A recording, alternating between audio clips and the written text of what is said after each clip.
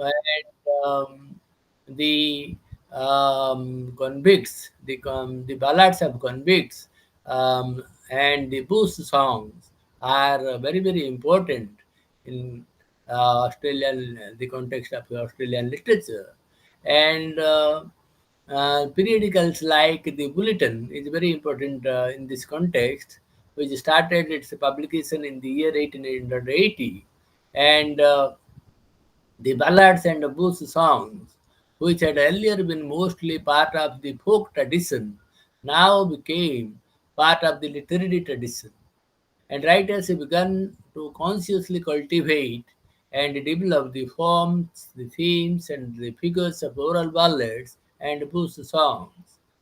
Quote unquote Benjo Patterson belongs to this school of writing. Bulging Matilda, a ballad about Swagman, a traveling farm worker in the Australian outback, has become to many Australians of European descent a kind of unofficial national anthem. This point has to be remembered properly because the ballads of Bulging Matilda, this is a ballad about a swag man, a traveling farmer, traveling worker, farm worker in the Australian soil. And this ballad is known as very, very popular and known as the unofficial national anthem. This is in part because it occupies the spirit of surviving in a harsh landscape, the pioneering spirit as well as the bold attitude to life and the authorities. Literature in Australia developed and began to take on many other forms, such as popular short story, the literary version of Fireside Yarn, Henry Lawson, and Barbara Benton were prominent short story writers who contributed greatly to the growth and development of the genre during this formative stage. Their writing captured features of the growth of the Australian cultural myths of the bush and its people, the hardships and the spirit of the European settlers and the bush people during the pioneering days finds expression in their work. So, in the early part of Australian literature, we find the ballads and the bush songs of convicts and the farm workers, and how their life were celebrated, how their lifestyle is being represented, becomes the talking point of this period. And after this early stage of development, we find that mainly from British settlers who wanted to settle in Australia, um, and both the British tradition and the British literature came into influence the Australian literature or Australian culture. In this sense, early Australian literature was certainly constantly looking over the English models and how English literature, even in India, the same kind of fate is survived, where so many things are influencing, so many colonial things, colonial influences have s- impacted the lifestyle of the Indian people.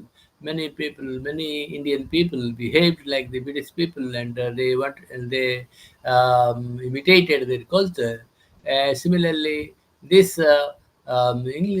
British influence was quite prominent in Australian literature in the early part of its flowering. This this also developed into a source of tension as some writers felt that the best direction for Australian literature was to follow and maintain the British tradition of great literature. Others felt that Australia was so different. from its with its different and varied flora and fauna.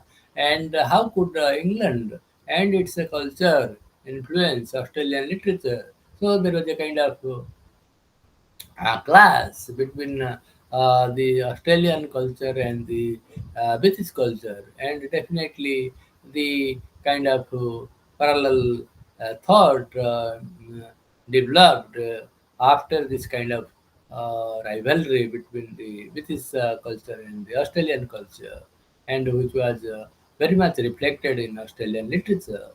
Australian history and literature also reveal the main tensions that have gone into the making of Australian nation.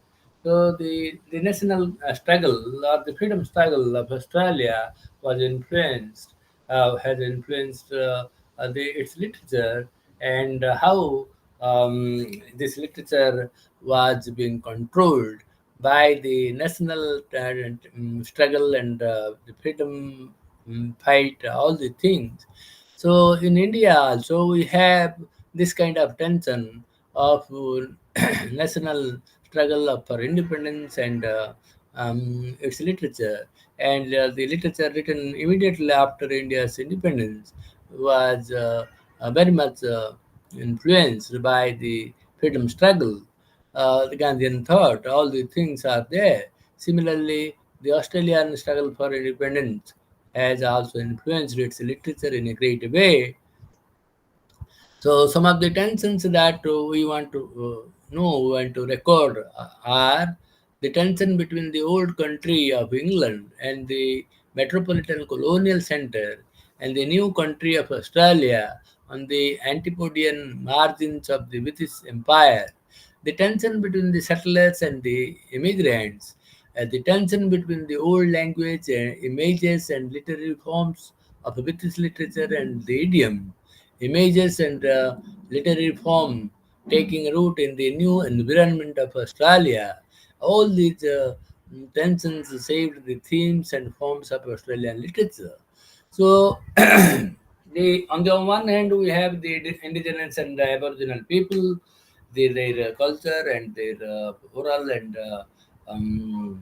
the tradition of booze and ballads, and on the other hand, the British influence, the immigrant influence, where the a kind of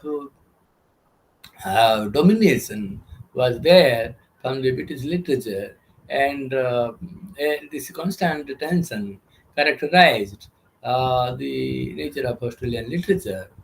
Um, Now, we'll come to record some of the problems of defining literature, like the Australian nation and its culture, and the tension between the British thought and British influence and colonial influence on the one hand, and its Aboriginal and indigenous people on the other. Has become very prominent in Australian literature. Similarly, the definition also, mm, defining Australian literature also uh, has become a problem for all us. So when we think about Australian literature and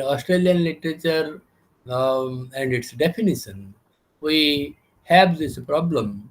Uh, One major problem is giving a clear and simple definition to the term Australia and its literature. Excuse me, both are differently and together. The reasons why these difficulties arise are because the meaning of the term keep on changing with time and with a different context. So we have already discussed about this definition and how the problem arises. Uh, I would like to mm, quote the modern Australian literature The quote is by Nettle Palmer. Quote, Australia was no longer a group of more or less important colonies uh, hanging loosely together on the ample bosom of Britannia. Australia was it henceforth Australia. What the name was to mean, it lay in the hands of her writers, above all, to discover.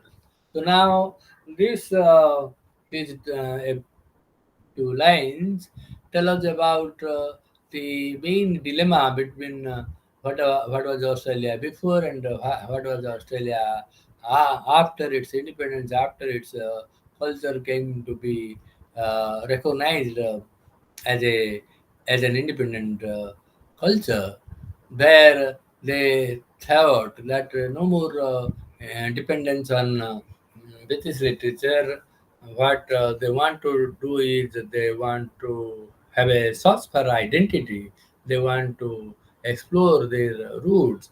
That is why the writers who write about Australia have to carry out the burden of defining its independent existence. They have to discover their own roots, their own culture, their own history in order to have a separate existence different from the British influence. Now, this sense of urgency was, however, complicated by the problem of the actual nature of the difference which Australian literature was supposed to present. If Australia and its literature were to be defined in terms of their differences with Britain and its literature, it was not very clear um, which areas of difference seen in the land or differences in the spirit of the people that were more difficult to define and describe. Either way, both sets of differences were constructed and depended on whatever aspect writers both sets consciously choose to focus on the land, the people, their spirit, or a combination of these three. Another aspect of this whole effort of creating a distinct national identity was the two-way pull of wanting to cut loose from Britain while still desiring to retain its respect, interest, and recognition. Literature was supposed to perform the function of creating national images, and that projected a national identity. This national identity was marked by a sense of distinction and a sense of national pride in its differences from the British identity. Australia wanted to be more than just another colony or just an imitation of Britain. Ian Turner quotes T.G. Tucker from the cultivation of literature in Australia in 1902. Quote, if we ever have an Australian school of literature, it will not be because of the fauna and flora and the geography and the idioms of Australia, which may be introduced. These make nothing in art. It will be because one Australian atmosphere, our national life, occupations, religious ideas have inevitably and unconsciously created in our eyes and hearts and intellects some differences in our way of regarding things, so that we perceive strength and beauty and pathos in some new light and adapt our representation thereto. Unquote. This description tells us about how Australia was a kind of thing. It's a kind of model where it's the the life and the occupation, the religious ideas, um, uh, indirectly or directly have influenced its culture, literature, and history. And when we define uh, Australian nation or Australian literature, we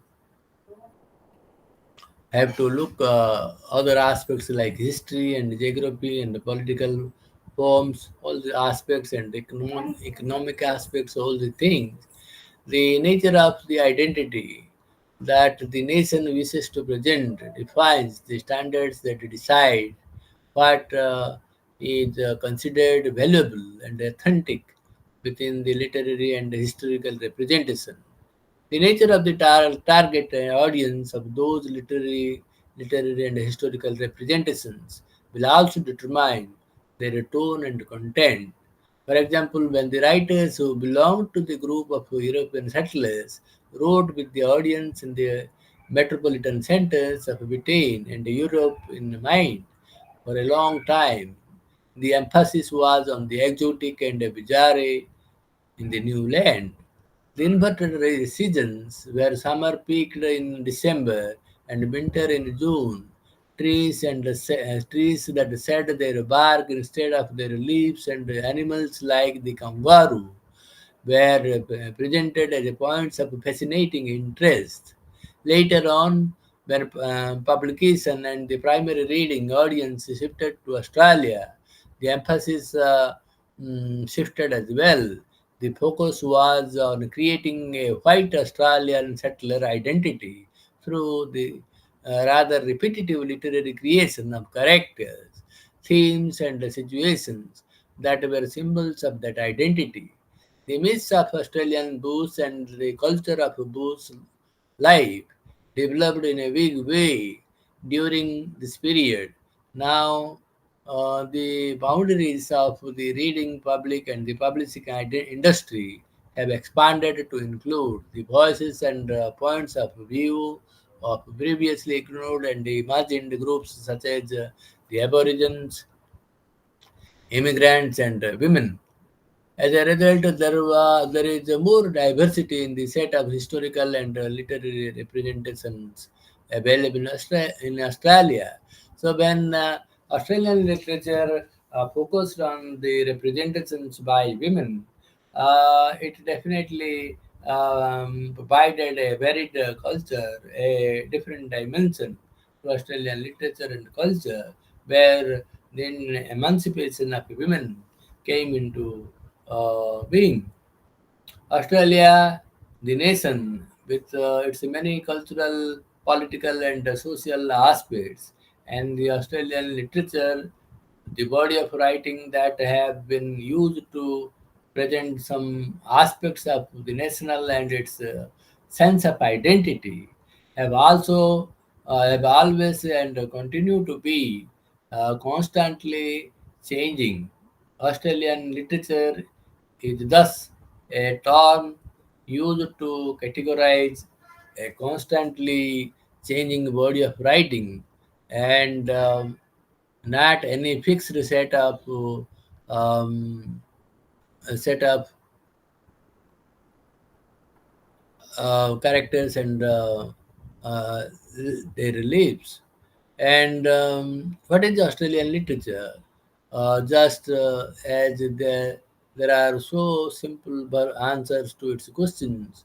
What is Australia as a nation, or what is literature of Australia?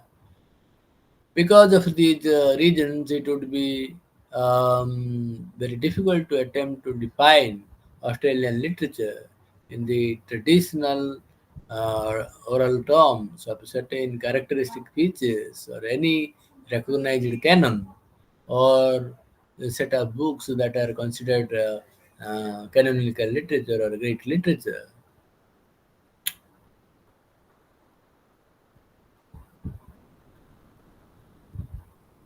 So, when we come to think about the relevance of Australian literature to us, we have to think about it again, or we have to rethink about what is Australian literature and why it is relevant in Indian context. And in Australia, the questioning of literary studies programs that are focused only on British literature was part of the creation of a national identity that wanted to be different and separate from a British colonial legacy. In India also we had the same kind of dilemma when we found a kind of British influence with the Indian thought process, Indian thinking process, and that is why initial culture of Indian literature represented by the writers before independence like Sarojini Naidu or Sri Aurobindo, all these people or even Toru Datta, all these people have a kind of mm, tending towards the British culture, the English culture, where they found a kind of superior influence. But after independence, many writers have complained that we have to think about your own roots and mm, they questioned how long many poets questioned about the colonial influence. They said, how long can Indian literature be influenced by the British English culture? And that is why one such writer says that even the poets who imitate English culture are worse than the migrating birds that come from uh, Siberia or many far up places, where far up countries, where when they suffer from cold, they come to India, and after the cool season is over, they return to their own land. But these writers, these Indian writers, they have never separated themselves from the British culture. That is why the O.P. Bhatnagar, a very prominent poet from India, Indian literature, has questioned this culture of imitating uh, the British literature. Similarly, the Australian literature has also suffered from this kind of uh, humiliation at the hands of culture, British literature. Australian literature as an academic subject began with the inclusion of non-British text, lectures, and postgraduate research starting in the field around 1920s and 30s. We have already discussed these things, and now we will see um, the summing up of Australian literature and its problem of definition, its identity, all these things. Australian literature is a term that should be used with awareness of its limitations and the political connotations of what it is and what it is not. The changing body of writing and the term has been used to refer to its relevant to the Indian student of English literature is very important because many aspects of it provide a valuable tool to compare and contrast Indian literature with Australian literature. So, um, we'll think about the other things in the next class and um, um, the literatures, the poetry and the drama of Australian literature, which we must cover in great detail, look after in the coming classes. And for today, we will have to wind up. Thank you.